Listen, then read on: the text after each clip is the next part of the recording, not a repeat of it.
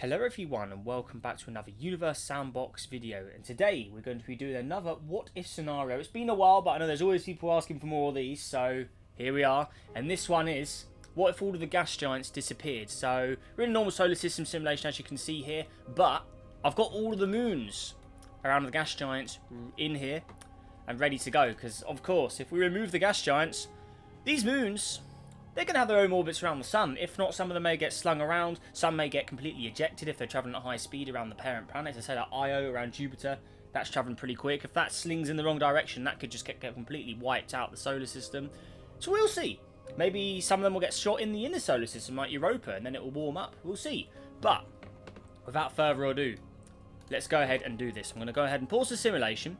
Now obviously go to the four gas giants. So Jupiter, gone. Saturn, gone. Uranus, gone. Neptune, also gone. So, now all of the moons, that's hundreds of objects here that are going to have new orbits around the sun. So let's just go ahead and slow down time just so we get a real accurate set. So let's go ahead and look at the Jupiter moons. I think this will be the interesting set. So, here we go. Obviously, you've got Io, Europa, Ganymede, Callisto. The four big ones, you've got the smaller ones in there, and then the whole load over here. So, time is slowed down. Let's go ahead and press play. And there you go. Immediately, they've all got new trajectories. So if we go ahead and zoom out. Oh. Uh-oh. That is a lot of stuff. So now what we're going to do is we're going to run the simulation. Let things play out for a bit. Then we'll run it really fast and see how these objects settle over a long period of time. So if we go to trails, that's probably a little easier. Here we are. And I've also got the asteroid belt and the Kuiper belt in here. Maybe there'll be some changes there. I mean, technically Jupiter does keep the asteroid belt in, keep it in play. Does keep it under control a bit. Whoa, look at those guys shot out there. Whoa. So without Jupiter, that asteroid belt technically would be unstable. I don't think the game will simulate it, but in reality it would destabilise it. Look at Europa, straight in there. Whoa, right near the sun as well. Oh, wowee. Io. Okay, so it could be some really new orbits here. Let's go ahead and highlight obviously the objects of interest. So you got Europa. We'll put that as like a light blue. Io. That's yellow. Callisto. One of the other big moons. Make that like an orange. And then where's good old Ganymede? There it is. Ganymede looks like it's coming a whole new orbit. Put that in an orange as well. Obviously around Saturn, you had Titan. That's probably the big object we want to keep an eye on there. Enceladus is also one that could be worthy of keeping an eye on as well. There we go. We can mark Triton, I guess, as well. Titania, the biggest moon of Uranus. Might as well highlight that a bit. There you go. Okay, so just got a few of the big names out there. Obviously, I could have done more around Saturn, but yeah, we'll stick with that for now. So let's go ahead and just see how these orbits play out. So we've got on the full mode, that's a bit messy. Let's actually go ahead and see how they actually run for a bit. So Europa, Io, how are we doing over here? Io, coming into the inner solar system. There you go, flying by. There we go. So technically now, Ganymede and Titan are fully fledged planets. They're not orbiting a gas giant anymore. They're larger than Mercury. Technically, if their orbit path is clear, technically they'd be planets. So, I mean, size-wise, they are big enough to be planets anyway, so there you go, but... Oh, Ganymede, how are we doing? Titan, what's going on over here? So we've got some big orbits going on. Ooh. I don't think Titan's going to come back. I think Titan was on the wrong path around Saturn. And it was heading away from the sun when Saturn disappeared, so Titan's just going to sling straight out. Looks like the same fate for Enceladus. They're never going to return. So some objects are naturally going to get slung out, depending on where they are around Jupiter, Saturn, Uranus, or Neptune. If they're heading inwards to the sun when the gas giant disappears, they're gone. If they're slinging around the gas giant away from the suns behind the planet, then they may sling out. I'm guessing that's what's happened to Titan there. So we could try a few scenarios of this before we see if we get different results. But for now, let's go with what we've got. So right now, Europa, Io, Callisto. So all of the four Galileo moons have all came in here and now part of the inner solar system to an extent. So there you go. Let's keep an eye on Europa here. So there it is. Let's keep an eye on that temperature. I want to see that as it slings by. Same with Io. How's Io doing? So it's going to sling by the sun. Very warm here. But it doesn't really stay around the sun long enough to really warm up. So there it is. It does nowhere near gets the heat it needs. And I think that'll be the same with Europa actually, because Europa's even more reflective. So I doubt Europa's going to get much temperature increase. It needs to be around there for a long period of time for it to really warm up. So there you go. Yeah, it's not enough. So let's go ahead and actually watch this speed up now. So there you go. Actually just see all this go out. There's no more gas giants. It's literally just rocky planets. So Earth is the largest planet in here. Nothing is the size of Earth or Venus. They are the two huge objects. Nothing comes close to them now. Look at the state of this. They are completely gone. So many ejections. But that's not surprising. There's a lot of moons. Look at all of those. I mean, they're all the they're all the Jupiter moons for the most part. Look, there's also some going around the oh dear. There's a few retrograde orbits in here going around the wrong way. Okay. But yeah, none of the moons have obviously got in the solar system regions where they're really gonna get good orbits. But you know, with all those asteroids now flying around, there's a lot more inbound area into the inner solar system. A lot more potential objects that could crash into the inner planets there. I mean, look at all those extra moons flying around. That's a bit of increase. So let's just go ahead and delete the belt so we can get a bit faster simulation times. Look at Europa, getting a bit of it. Like you can see, it's trying to warm up, but look how eccentric that orbit is. Let's just go ahead and slow things down here. Look how close it's flying by the sun there. So same with Io. Look at Io going straight round. What's Io? Oh dear. Oh dear. Now what's happened to Io? So let's have a look here. I'm guessing that's the liquid sulfur dioxide on Io. Check that out. Liquid sulfur dioxide. So your Io is building up a bit of a new look here on Io. Look at this. Oh yeah. Obviously, no longer having the massive presence of Jupiter tugging on it, Io can calm down a bit, and it looks like it has. It doesn't look as scary as it once did now. It actually looks a little more friendly. I mean, it's still a very disgusting place to be with all that sulfur dioxide there. I mean, there's no water here. That ice you're seeing is not water. That's I'm guessing that's frozen sulfur dioxide. Yeah, that's solid sulfur dioxide there. So this thing is still a horrible place to be, but without Jupiter pulling on it anymore, technically it would not be as volcanic. Without all that tugging. Europa, how are we doing over here? Let's go and have a look. Callisto, I mean, you're just a created world. What is going on here? What is that? Sulfur dioxide, apparently.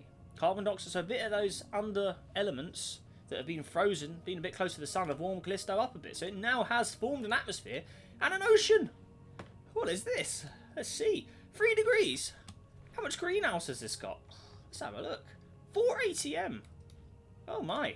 9 layers?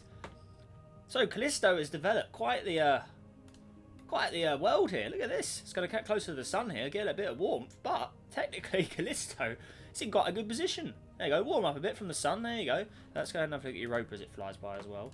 Still staying cold, Europa. Look, but Callisto, I'm guessing all those elements that have been, you know, locked away, having that extra warmth from the sun has obviously made them become gases, forming a bit of an atmosphere. So look at good old Callisto. Whoa, Titania from Uranus flying by as well. What is this? That's coming from a very far away part of the solar system. You can see there. Look at Titania. Okay. But yeah, Callisto. Probably the highlight of the show so far. Look at it. You know, in between the orbit of Venus and Earth here. Technically, you know, it's pretty much big enough to be a planet there. But it's got the old atmosphere. It's basically Venus 2.0. The way it looks. But obviously nowhere near as hot. There you go. See, it has got oceans underneath. Look at old Callisto. Look at that. Obviously, take it with a grain of salt. Would it actually do that in real life? Who knows? But, you know, if it's got those elements trapped under the surface, you know, a bit of that carbon, sulfur dioxide, no, bit of that warm up, build an atmosphere, get a bit of greenhouse going. Right, speaking of other moons, where is Ganymede gone? Oh dear, what's happened to Ganymede? The largest of the moons. It's been just slum out. It's not having a good day at all. Poor old Ganymede. The only Galilean moon that's kind of in a bad spot, really. I mean, Callisto and the others are still in pretty eccentric orbits, but Ganymede's got a really big orbit. Oh, yeah. Okay. Tethys hanging on out there. Look at that. As for the ejected stuff, we might as well delete these because we do not need them slowing our simulation down, so we might as well just go ahead and remove all of these because there's no point in keeping them. Let's just go ahead and do that. Poor old Titan didn't make it. We'll do another scenario, see if we can get Titan to sling inwards. I have to give it a go. But yeah, once these are all deleted, I want to run the simulation pretty quick. I want to see, you know, for a long period of time how this would work. Actually, I think it'd be quite interesting. Oh, it's annoying the camera does what it does now. It didn't used to do that. It keeps slinging the menu open. So I think that's roughly everything. Miranda. So a lot of the Uranian, Neptunian moons, they obviously didn't have as much pull from the sun when they got slung, so they were just completely disappeared. So there we go. So look at all the Jupiter traffic, though. There's so much going on there. So let's just go ahead and speed up. Let's actually just watch this over a long period of time and see, you know, if the orbits... Because you got Earth and Venus in there. And technically Mercury, because as far as I know, Ganymede and and Titan as well, but Ganymede has nowhere near has the mass of Mercury. Mercury is way heavier. Look, 0. Yeah, look, Mercury's almost double what Ganymede is. So, you know, the pull of the actual planets compared to the moons, you know, they could sling out some moons. I reckon Io and Europa's orbits are in a bit of trouble, because I reckon a near Earth or Venus encounter could, you know, cause a bit of trouble, disruption there. So there we go. Let's just go ahead and now really try and crank this up. I want to see how fast we can go here. Even Sedna's going to do a full year. Just see a scenario, you know, if any of these change, or is everything just all in good tandem with each other? You know, I reckon over a long period of time you probably would see some changes. But you know, since we are quite close to the sun, without any of the gas giants, the sun is the dominant gravitational pull in here. There's nothing that comes close to the sun. I mean, the closest thing is Earth. And obviously, if you compare the sun to Earth, that's a lot more masses of Earth than regular Earth. You know, 333,000 Earths more powerful than Earth. I don't think much is going to have any contest with the sun here. Okay, there we go. I think I saw a glowing hot object. What was that? I think it's this little moon here. There's something that flew close to the sun there. Yeah, you can see it. Whatever it is, it gets very hot when it does fly by. Yeah, that's not going to be looking too great, is it? Where is it? Let's see if we can spot it come back hidden in that. There it is. This object here. That's on a very, very eccentric comet-like orbit. Pretty much is a comet with that kind of orbit. Look at it go. There he is. Watch as that increases. That can have a real warm, scorching hot flyby of the sun here. There you go. There it is. So that's the closest object currently. Okay. Again, let's continue. Let's just really run this simulation fast. I want to just see if we get any changes in here. All of those inbound, all those extra asteroids, all sight just got slung out by the looks of it. A few more ejections. I mean, that's to be expected with planets slinging these things around. As for the outer solar system, I mean, Pluto, the Kuiper objects, they're all just going to chill there forever now. There's nothing tugging on them at all. So they're just chilling. Nothing going to really be upsetting those orbits no more. But yeah, the Galilean moons, you know, they put up a good fight in there. They're still not really having much change. I mean, Ganymede. Then you got good old Titania of Uranus, the only other object in the region. I mean, you got Tethys and Saturn still singing around in there. But the orbits, I mean, they're looking pretty good, to be honest. I mean, I thought Earth and Venus would have had a pull on them by now, but we've almost done, what, coming up to 10,000 years, and not really much. Those orbits aren't even changing. They're not wobbling or anything. You know, if we were going to see a potential change, I reckon those orbits would start wobbling by now, but they're not. So, you know, even without the pull of those big planets, you know, the sun is just ruling it. And there's nothing coming close to the extra tug. Because there's a few changes of Io and Europa there. One of them just had a little change, but there's not really much. Speaking of Io, let's go and tune in again. Whoa, look at Io now. What is all this? Ooh, it's having a bit of a... Yeah, summer and winter's quite dramatic on Io. Let's have a look here. So it's all the sulfur dioxide. You can see the elements changing. Look, solid, liquid, gas. So Io can't really develop its... develop properly. There it is. Whoa, whoa. Slow things down. Let's have a little cheeky look at Io. Here it is. It stings around the sun, but just doesn't get the warmth. Look at it just going around. It gets really cold, Io, though. It hasn't got the atmosphere Callisto has. Let's go and tune on Callisto. Where's Callisto gone? There it is. So still got its atmosphere. I think Callisto's in a very good position, actually. I mean, it's just hanging on in there. Got a bit of atmosphere to keep it warm in the winter region. You know, it's not bad. Let's look at its surface. Minus 110 in the coldest region. But, you know, you go to the closer to the equator, and you're sitting at you know, the middle, the equator area is not too bad. Let's check its life stats. Has it got potential? It does. Look at that. That's quite interesting. Callisto has managed to do it with all those hidden elements. So, there we go. I think I'm going to end our first scenario there. Let's go ahead and reboot. I want to try again, but I'm going to let the gas giants run for a bit and then delete them and see if we get any different kind of result. So, there we go. Because every scenario is going to give us different results, I reckon. So... let's keep it up. So, here we go. So, same scenario again, but I'm going to let this... I'm going to, for instance, Saturn. Where is Titan at the moment? So, Titan is pointing away from the sun. So, I'm going to let it go round Saturn. So, like this. A bit of time. So, this will give us completely different results now. So, here we go. So, Titan is now going to head, obviously, pointing towards the sun. So, I'm going to stop it sort of there. Now, I'm going to delete Saturn. And obviously do the other gas giants as well. And let's see if we harbour different results by Also, all the objects are on a completely different trajectory to the way they were in the last simulation. So let's go ahead and give it a go again. Press play. There you go. And let's see if Titan, for instance, has a different orbit, or if it gets an orbit at all. Galilean moons, again, now we're having different results. Look at that. There's some crazy stuff going on here already. Right, here we go. Let's go ahead and speed up time. So Ganymede, Callisto. See, look, Titan is now heading more inwards towards the sun because of the way I deleted Saturn. So that may give us some different action there. Where's Callisto as well? Let's have a look at Callisto. So composition of Callisto. Where is it? It has those stuff from scratch. So you know, it's just about the temperature Callisto needs. All right, but again, we'll go ahead and highlight the objects of interest. I mean, I wonder how many attempts it would take to get Europa in a good orbit around the sun. That would be interesting. Get a fully fledged water world going on there. Could be very, very cool. There we go. So there's our sort of big object. All the big moons are the objects of interest, really. Right, let's see how we do now. Let's see all the objects slung. Look at poor old Mimas going the other way. Look at the Galilean moons really got it hard this time. Look at that. Oh, look at Europa's. I think Europa's on a... Europa doesn't even orbit the sun. What's going on there? Ugh. Oh, Europa's in a really bad spot. Oh my gosh. That's not going to go... There you go, 40 odd degrees there. That's not going well. So where's Titan? So Titan looks like it gets in orbit around the sun this time. Yeah, not ejected this time. Ganymede as well on a very eccentric orbit. So Io, as I hit... Oh yeah. That's going to get pretty warm. Yes, no? Okay. Europa, how are we doing here? I'm sure we're going to see some warmth with Europa now. Warm that thing up. I mean, that's going to go right into direct impact with sun at this point. Oh, look at it go. Look at the temperature of that. Whoa. I'm not sure that's quite right, but yeah, there you go. That really... Oh, yeah. That really gave Europa a kick, didn't it? Oh, yes. Okay.